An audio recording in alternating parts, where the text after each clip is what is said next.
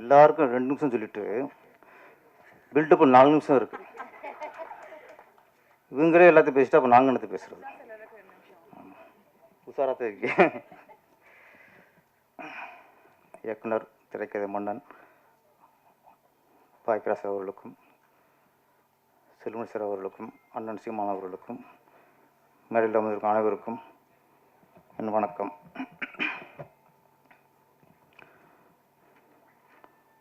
இப்போ சமீபத்தில் நான் செல்வமணி சாருக்கு மேனேஜர், பிஆர்ஓ, டிரைவர் ஆகிட்டேன்.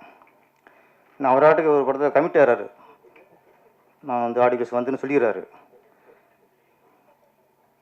அதே மாதிரி தேவானி மேடம் ஹீரோனா பண்ணுறாங்க, இந்த படத்துக்கு வரணும்னு சொல்லிட்டாரு. பெப்சிக்கு நான் மதியம் போயிட்டேன். ஒரு குரூப்பாக வருது, இந்த எலெக்ஷன் அந்த கூட்டணி பேசுகிற மாதிரி என்னென்ன ஒரு குரூப்பாக வந்துக்கிட்டு இருக்கு.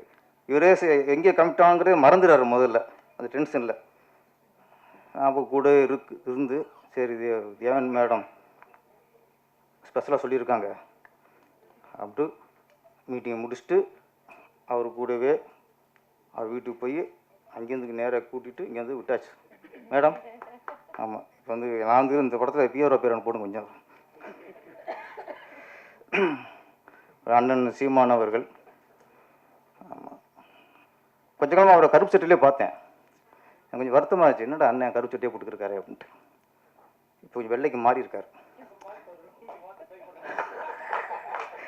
வெள்ளையில் மாறி இருக்காரு. கருப்பு சட்டியில் பார்த்த விட வெள்ளை சட்டியில் அண்ணன் அழகாக இருக்கீங்கண்ணே, இப்போ கலையாக இருக்கீங்கண்ணே. நீங்கள் கருப்பு சட்டியை தவிர நீங்கள் வெள்ளையை போடுங்க, மஞ்சளை போடுங்க, பச்சையை போடுங்க, சிவப்பை போடுங்க, கருப்பை மட்டும் போட்டுறாதீங்க. ஏன்னா அது உங்களுக்கு செட் ஆகலை. நீங்கள் பிங்க் கலர் போடுங்க, காய் போடானா பிங்க் கலர் போடுங்க. இல்லை தேசிய கொடியில் மேலே ஒரு பச்சை வெள்ளையை தவிர ஒரு கலர் இருக்குல்ல, அதை போட்டுருங்க. ஆமாம், அந்த கருப்பை மட்டும் ஏன்னா கொஞ்சம் டல் அடிக்குது உங்களுக்கு. இப்போ ஃப்ரெஷ்ஷாக இருக்கீங்கண்ணா, ரொம்ப ஃப்ரெஷ்ஷாக இருக்கீங்க.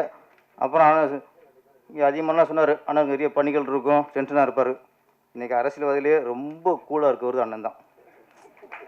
அரசியல் தலைவர்களையே ரொம்ப ஃப்ரெஷ்ஷாக அவராக ஜாலியாக இருக்கார். ஏன்னா இந்த தேர்தல் வர நேரத்தில் இந்த கூட்டணி தேவைப்படுதுல, அவங்க டென்ஷன் ஆவாங்க. அவனை பிடிப்புமா, இவரை பிடிப்புமா, இந்த கட்சி ஆளை பிடிச்சா இந்த ஓட்டு வந்துடும், ஓட்டு கணக்கெலாம் போட்டு மண்டி பிச்சு அவ்வளோ நடக்கும், டென்ஷன் இருக்கும்.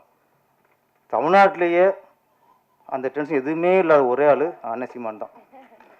ஏன்னா அவர் கூட்டுறது கவலையே போகிறதில்ல. நீ கூப்பிட்டாலும் நான் வரமாட்டேன், நானும் யாரையும் கூப்பிட மாட்டேன், எனக்குன்னு டென்ஷன்.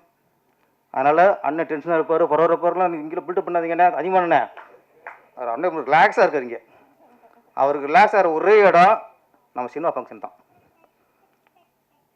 ஏற்கனவே ஒரு நம்ம தங்கர் பச்சன் ஆடியோஸ்க்கு வந்தீங்க, வீடியோலாம் பார்த்தேன். ரொம்ப நாளைக்கு அப்புறம் அந்த கத்தல வீரம், இந்த உணர்ச்சி அதெல்லாம் இல்லாமல் என்ன ஜாலி. இளையராஜா சார் பாட்டை பாடி பாடி பாடி அது கேட்கும்போது நம்மளுக்கு ரிலீஃபாக இருக்குது. அப்போ அவருக்கு எவ்வளோ ரிலீஃபாக வந்திருக்கோம். அதனால் நீங்கள் அடிக்கடி வாங்க, இங்கே வந்தால் தான் உங்களுக்கு ஒரு ஒரு புத்துணர்ச்சி கிடைக்கும், ஒரு எனர்ஜி ஏற்றிக்குங்க. இங்கே என்ன தான் நீங்கள் அரசியல் பண்ணால் கூட சினிமா தான் உங்களுடைய தாய் வீடு. அது மாதிரி அண்ணன் அது மறக்காமல் வந்துக்கிட்டு இருக்காரு. அப்புறம் தேவயானி மேடம், அவங்க சொல்லணும்னா இப்போ நடிகையிலே அவங்க தான் ஒரு சகலகலா வள்ளி. ஏகப்பட்டதில் போயிருக்காங்க, அப்படியே நடித்தாங்க. அப்புறம் கொஞ்சம் காலம் டீச்சராக இருந்தாங்க. இது சம்பளத்துக்கு இல்லை, ஆத்ம திருப்திக்கு. நம்ம பசங்களுக்கு வந்து நம்ம கல்வி கற்றுக் கொடுக்கணும், அது ஒரு திருப்தி. அங்கே இருந்தாங்க, ப்ரொடியூஸ் பண்ணாங்க. இதெல்லாம் பரவாயில்ல. இயக்க சங்கத்தில் உறுப்பினர் ஆகாமல் டேரக்ட் பண்ணிட்டாங்க. நானும் சரி படம் பண்ணிட்டாங்க, நானும் தொடர்ந்து சொல்லிட்டே இருக்கேன், சீக்கிரம் நீங்கள் உறுப்பினர் ஆயிடணும். ஏன்னா எங்கள் இயக்க சங்கத்தில் பெண் உறுப்பினர் கம்மியாக இருக்காங்க. ஆமாம், அதனால் நீங்கள் வந்துடணும். அவங்க பாருங்கள், கைக்குட்டை ராணின்னு ஒரு படம் பண்ணாங்க, குறும்படம். டக்குன்னு பண்ணிடல, அதையும் முறையாக பண்ணணும்னு டேரக்ஷன் கோர்ஸ் படிச்சுட்டு பண்ணுறாங்க. இதில் கொஞ்சம் யோசிக்கணும். ஏன்னா இப்போலாம் 10 படம் நடித்தாலே டேரக்ஷன் கற்றுக்கலாம். இப்போது நடிகர்லாம் 4 படம் பண்ணிவிட்டு டேரக்ஷன் பண்ண ஆரம்பிச்சிடுவாங்க. இவங்க யாரும் 50 எத்தனை படமா மேடம்? 50 படமா நடிச்சது இது வரைக்கும்? ராஜகுமார் சார் கணக்கு சொல்லுங்கள் சார். ஆ ஆ ஓகே. இப்போ 99 சூப்பர். இதுக்கு தான் புருஷன் கரெக்டாக இருக்கிறதுல ராஜகுமார் சார் கணக்கு கரெக்டாக கணக்கு வச்சுருக்காரு. ஆமாம். Okay okay. அது குரு, அது குருதட்சணை. இது குருதட்சணை வந்து 100 தப்பு மேடம் அங்கே பண்ணிடுங்க. என்னன்னா 100 கூட பண்ணிட்டாங்க. இதுவே டேஷன் பண்ணுறதுக்கான அனுபவம் வந்திருக்கும், பண்ணலை. வீட்லேயே ஒரு டேரக்டர் இருக்கார், அவர்கிட்ட டேரக்ஷன் எப்படின்னு கேட்டு தெரிஞ்சிருக்கலாம். அங்கே உஷாராயிட்டாங்க, வேணாம் உஷாராயிட்டாங்க. நம்ம முறையாக டேரக்ஷன் கோர்ஸ் படித்து கரெக்டான படம் பண்ணுவோம் அப்படின்ட்டு பிரசாத் லேப்லேயே டேரக்ஷன் கோர்ஸ் படித்து சர்டிஃபிகேட் வாங்குறப்போ அந்த கண்குள்ளே வச்சு நானும் பார்த்தேன். அந்த சில கொடுப்பு நம்மளுக்கு இருக்கும்ல, வீட்டுக்கூட பார்க்கல. ராஜகுமார் சார் நாங்கள் இருந்தோம் இங்கே, என்ன ரசிகர் நாங்கள். ஆமாம், அதனால் அவங்க டேரக்டராக ஆகியிருக்காங்க. அண்ணா மறைக்காதீங்கண்ணே, நான் வரும்போது தானே பிரச்சனையே வரும். இங்கே பார்த்தாலும் எப்போ பாரு நமக்கு ஒரு ராசி அது. ஆமாம், அப்போ தான் குறுக்கு போவாங்க, கை மேலே தூக்குவாங்க. Okay okay. இந்த யாரும் சொன்னாங்க, நிறைய ஆடியோ பசங்க போவோம், நடிக்கிற கதாநாயகியில் வரமாட்டாங்க. சம்பளம் வாங்குற அவங்க வரமாட்டாங்க, சம்மந்தம் இல்லாமல் நாங்கள் வருவோம். இது எங்களுக்கு ஒரு தொழில் மாதிரி போச்சு. ஆனால் இன்னைக்கு தேவயானி மேடம் இந்த பற்றி நடிச்சிருக்காங்க. அவங்கள ஃபங்க்ஷனுக்கு வரலாம், பேசலாம், சப்போர்ட் பண்ணலாம். ஆனால் இதில் பாதி விஐபிகளுக்கு அவங்க நேரடியாக ஃபோன் பண்ணி அவங்க வரவழைச்சிருக்காங்க. காலையில் முதல் போனேன், அவங்க போனது எனக்கு, சார் மறந்துடாதீங்க சார். ஓகே, செல்மணி சார் வராரு, அவங்க வராங்க. ஓகே, அங்கே நான் வாக்கு கொடுத்துறேன் சார், நான் கூப்பிட்டு வந்துடுறேன்ட்டு. அதான் நான் பெப்சிக்கு வந்தது. அதனால் ஒரு ஆர்டிஸ்ட்டாக அதோட ஒதுங்கிறாமல் அவளுக்கு இன்வால்வ்மெண்ட்டு, இந்த இன்வால்வ்மெண்ட் இருந்தாலே இந்த 100 மேடம் நீங்கள் 200 தாண்டிடுவீங்க. தொழில் இன்வால்வ்மெண்ட் இருந்தாலே எல்லாம் கண்டிப்பாக சாதிக்கலாம். அது வேணும். அப்புறம் இந்த படம் நிழற்குடை, இது ஒரு சாதாரண திரைப்படம் அப்படின்னு கலந்து போக முடியாது. ஏன்னா இந்த காலகட்டத்துக்கு ரொம்ப அவசியமான படம், மிக தேவையான படம். பேரண்ட்ஸுக்கு குழந்தைய வளர்த்துவது வேற, குழந்தை வளர்ப்பு வேற. பணக்காரா இருப்பாங்க, கோடீஸ்வரா இருப்பாங்க, அவங்க ஈஸியாக குழந்தைய வளர்த்துக்குவாங்க, படிக்க வைப்பாங்க. லட்சக்கணக்கில் ஸ்கூலில் ஃபீஸ் கட்டி படிக்க வைப்பாங்க, தனியாக பிஸ்னஸ் பண்ணி கொடுப்பாங்க, இல்லை பெரிய வேலைக்கு பெரிய அமௌண்ட்டை லஞ்சமாக கொடுத்து வேலை வாங்கி கொடுப்பாங்க. இதெல்லாம் குழந்தைய வளர்த்து விடுறது. வளர்ப்புங்கிறது என்ன, அது இருக்கா இன்னைக்கு? வளர்ப்பே இல்லை இன்னைக்கு. அதை சொல்கிறதான் இந்த நிழற்குடை. குழந்தைய பெற்றா மட்டும் பத்தாது, வளர்க்கணும், நம்மளை சார்ந்துருக்கணும் குழந்தை. அதை விளையாடி அது மலரை ரசிக்கிற நேரத்தில் எங்கே இருக்குதுமா, அது ப்ளே ஸ்கூலில் இருக்குது. ப்ளே ஸ்கூலில் விட்டுற முடியும், காலை விட்டு மதியம் தான் வருது. எங்கே பேரண்ட்ஸ் இருக்குது? அதுக்கு வரும்போது ஸ்கூலுக்கு போயிட்டா படிப்பு காலைல போடுறது, சாயந்தரம் தான் வர்றது. இப்போ நைட்டு வர நிறைய ஹோம்ஒர்க், இப்போ நிறைய பாரம், கல்வி பாரம். இங்கே குழந்தைகிட்ட பேரண்ட்ஸு ஸ்பெண்ட் பண்ணுறதுக்கு டைம் இப்போ இல்லை. இப்போது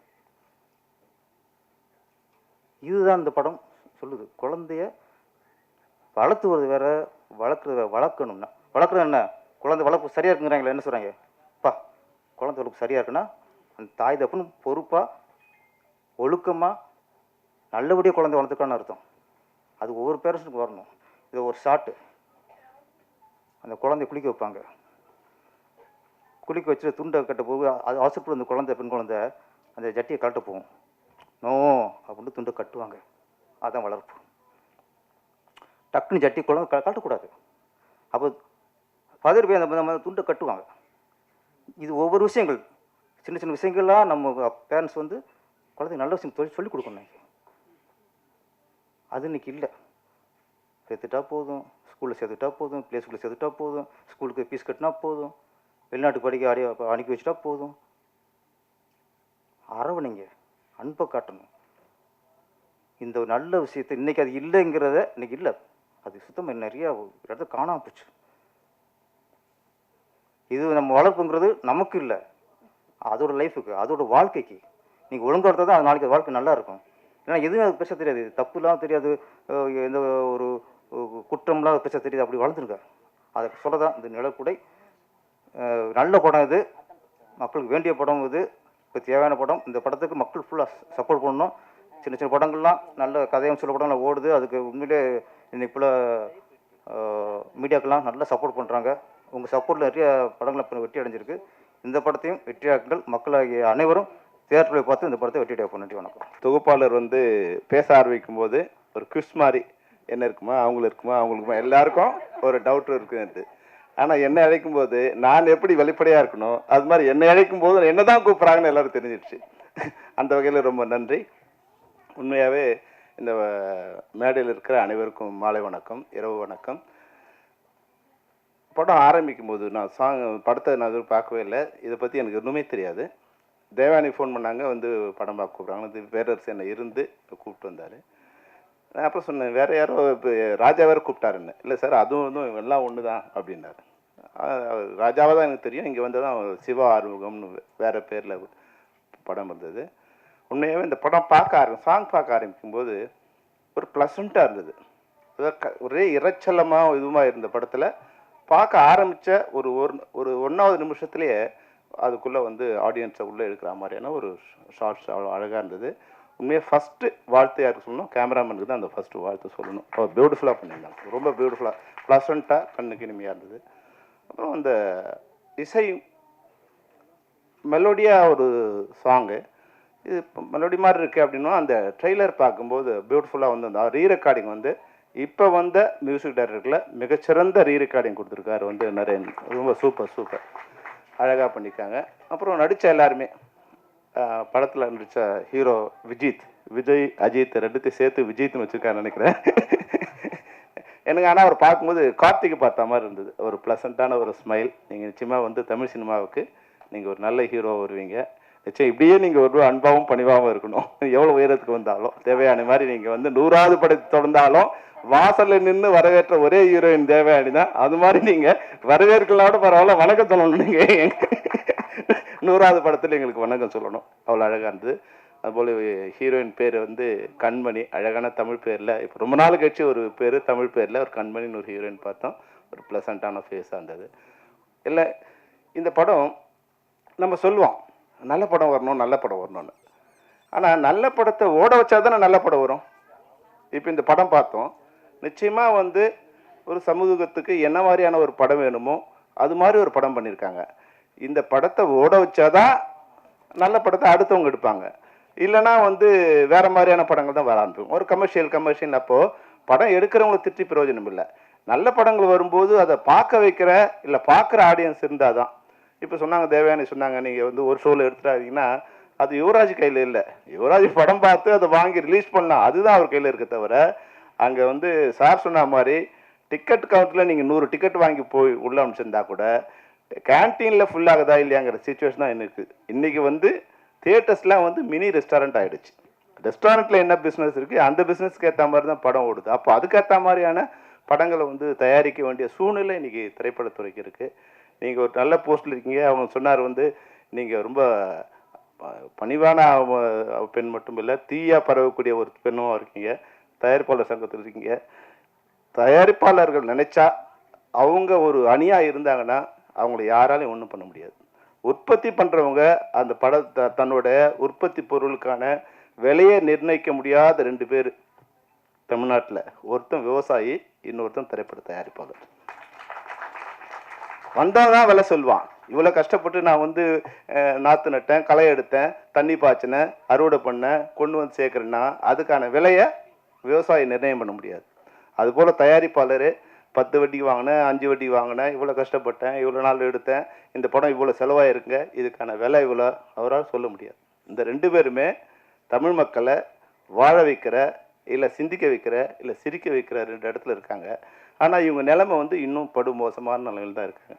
இதை சரி பண்ணணும்னா உற்பத்தியாளர்கள் ஒன்றிணைந்து அது விலையை அந்த சக்தியை ஒரே சக்தியாக நீங்கள் மாறினீங்கன்னா தமிழ் குமரன் இங்கே இருக்காங்க. எங்களை திட்டாதீங்க. என்ன உங்களுக்கு வந்து நான் நிறைய தடவை சொல்லியிருக்கேன், இந்த நீங்கள் நிர்வாகத்தில் இருக்கிறதால, இப்போது தேவானையெல்லாம் வந்து நிர்வாகத்தில் இருக்கிறதா சொல்கிறேன், நிர்வாகத்தில் இருக்கிறதால எங்களால் ஏதாவது உதவி பண்ண முடிஞ்சா எங்களை கூப்பிட்டு சொல்லுங்கள். இல்லை எங்கள் மேலே தவறு இருந்தால் எங்களை கூப்பிட்டு சொல்லுங்கள். நிச்சயமாக இந்த தமிழ் சினிமா நல்லா இருக்கணும்னு தான் நாங்கள் போராடுறோம். எங்களை காப்பாற்றிக்கிறதுக்கு மட்டும் இல்லை, தமிழ் சினிமாவை காப்பாற்றுறது பல வகையில் நான் திரைப்பட தயாரிப்பாளர் சங்கத்துக்கு உதவியாக இருந்திருக்கேன். நிச்சயமாக இனிமேல் இருப்பேன். அதனால் நீங்கள் எது சரி எது தவறு நீங்கள் முடிவு பண்ணி எங்களை கூப்பிட்டு நாங்கள் வந்து பேசுகிறோம். தவறாக இருந்தால் எப்பவும் திருத்திக்க தென்னிந்திய திரைப்பட தொழிலாளர் சம்மேளனம் தயாராக இருக்குது. அந்த வகையில் இந்த படத்தை ஓட வைக்க வேண்டியது உங்கள் எல்லாருடைய பொறுப்பு. ஏன்னா உண்மையாகவே வந்து அவ்வளோ அழகாக அந்த படம் பார்க்கும்போது, தேவயானியமெல்லாம் பார்க்கும்போது ஒரு ப்ளசண்ட்டாக வனிதா பேசும்போது சொன்னாங்க, ஒரு ஆட்சி மாதிரி வர போகிறாங்க. நிச்சயமாக நீங்கள் கடைசி வரைக்கும் நீங்கள் வந்து சினிமாவில் இருந்து நல்ல நிலை இருந்துகிட்டே இருப்பீங்க. ஏன்னா நீங்கள் எப்படின்னா ஒரு விஷயம் உங்களுக்கு சொல்லணும்னு நினைக்கிறேன். இப்போது தமிழ் சினிமாவில் வந்து இப்போது நான் ரோஜாவை லவ் பண்ணி கல்யாணம் பண்ணுறேன். அப்போ வந்து அது ஒரு பரபரப்பு செய்தி, அது ஒரு பரபரப்பா அப்பா ரோஜா சொல்ல முடியும் கல்யாணம் பேசிட்டே இருப்பாங்க.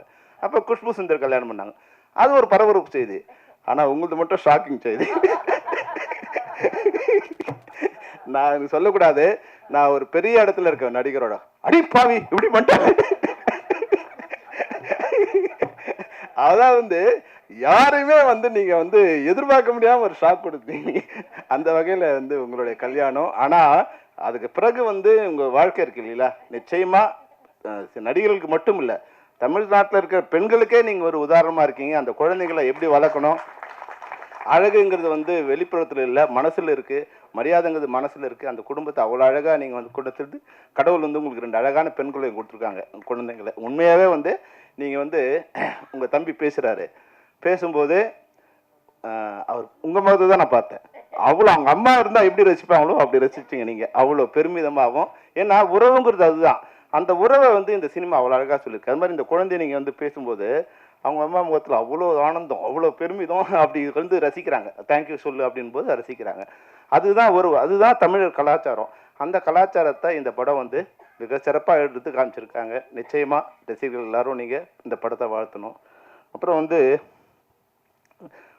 பேசாமல் இருக்கிற குழந்தைங்கள்லாம் இல்லை பலூன் பிஸ்கட்லாம் கொடுப்போம். நீங்கள் நாங்கள் உட்காந்து பேசாமலே இருந்தோம், ரொம்ப நேரம் பேசிட்டே இருந்தோம். எங்கெல்லாம் பலூன் சாக்லேட்லாம் கொடுப்பீங்கன்னு நினச்சேன், அது கொடுக்காம விட்டீங்க.